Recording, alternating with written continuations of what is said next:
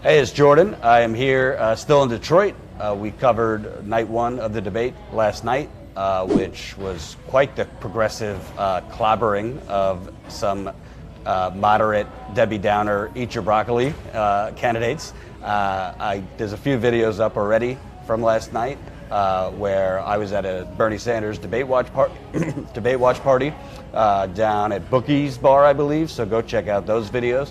And yesterday, we were actually, Ty and I, we were granted credentials to cover the parking lot at the debate. They wouldn't give us credentials to actually walk inside and go to the spin room, interview candidates, interview campaign officials, none of that. But that's okay. We make the best of it, even without access. So interestingly enough, when I was at the debate watch party last night, Mel came up to me and told me something I wasn't surprised by because I saw a lot of this in 2016. But apparently CNN was definitely exercising some selective coverage yesterday, as in showing certain candidates supporters and then cutting away from others. So we're going to talk about that. So first of all, before we get into what happened yesterday, you moved here recently to Detroit last year, and how did you get involved with volunteering, canvassing for Bernie?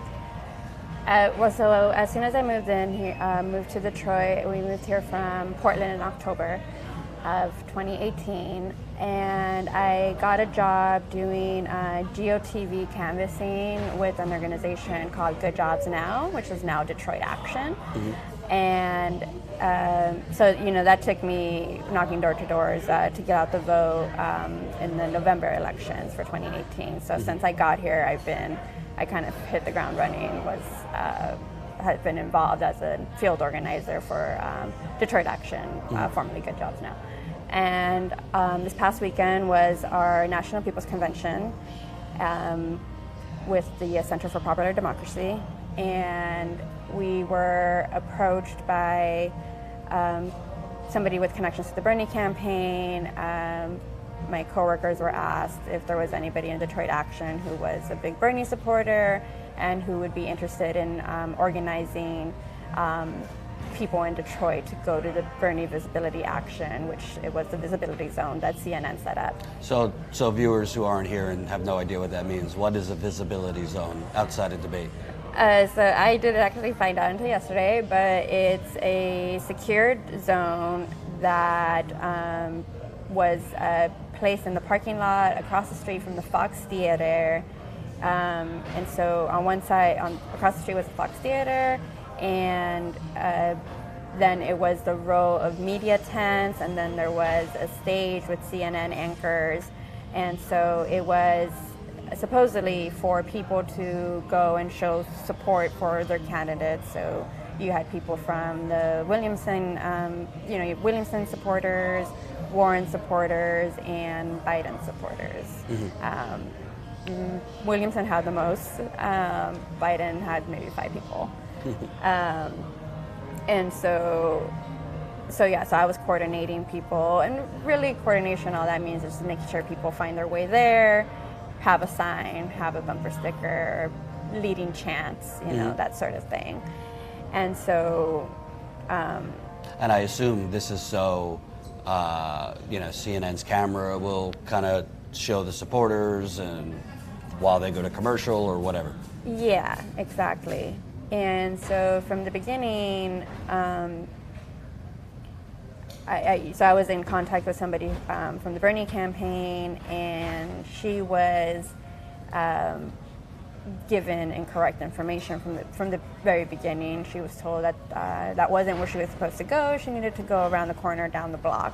And given the information by who? By a police officer who was, I guess, acting as security. And we eventually did make our way in. We did eventually make it into the visibility zone, and the whole time I was getting phone calls, text messages. Hey, they're not letting me in. I'm here. Where's everybody else? And they were telling people to either go around the corner to where there was another action happening, or telling them that they couldn't make it into the visibility zone, because the visibility zone was what I was told was they told one of our people that the visibility zone was for Williamson and Biden supporters only. Williamson and Biden supporters only. Yes, Okay. yeah. And so I actually kept having to leave the visibility zone to go and talk to the same police officer who had given us incorrect directions to begin with, just to be like, hey, these people are with us.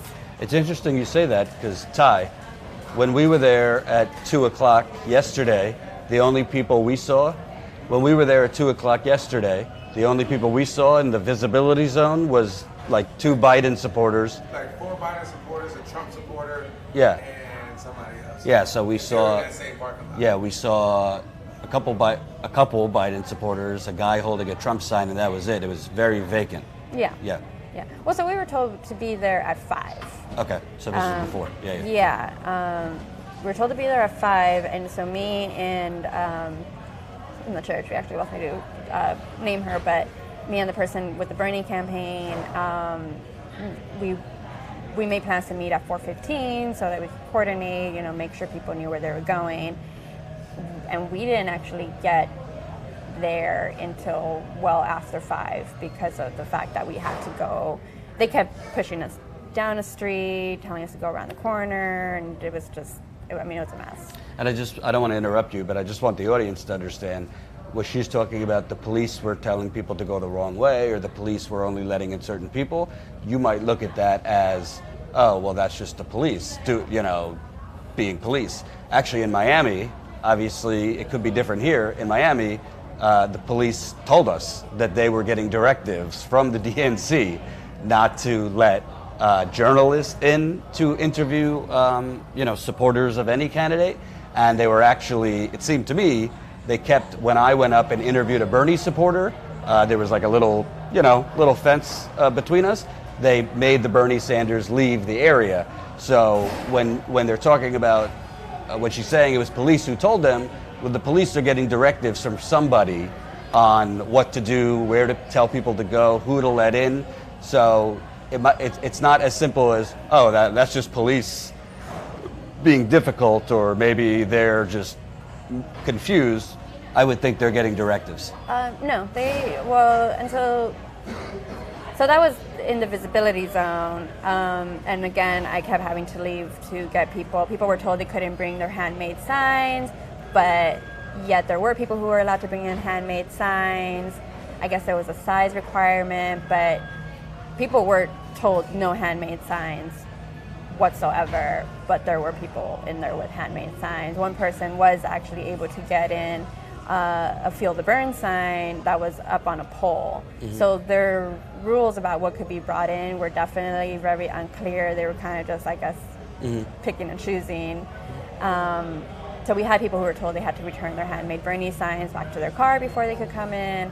And then at one point, when I finally left, it was to get the DSA group to come and join us. DSA, We Support Bernie, and Democratic Socialists of America. And so I left to go get the DSA group, and we came back, and as we were coming back down the street, when the police saw us, they moved the barricades so that we would not be able to continue to the visibility zone. And then that became a conversation of, well, we are here to support Bernie, because at first they told us, you can't come here as just a general organization. And when we showed them our Bernie signs, and then I pointed out that I had been coming in and out, and even spoke directly to the police officer I had been talking to all afternoon. They said no.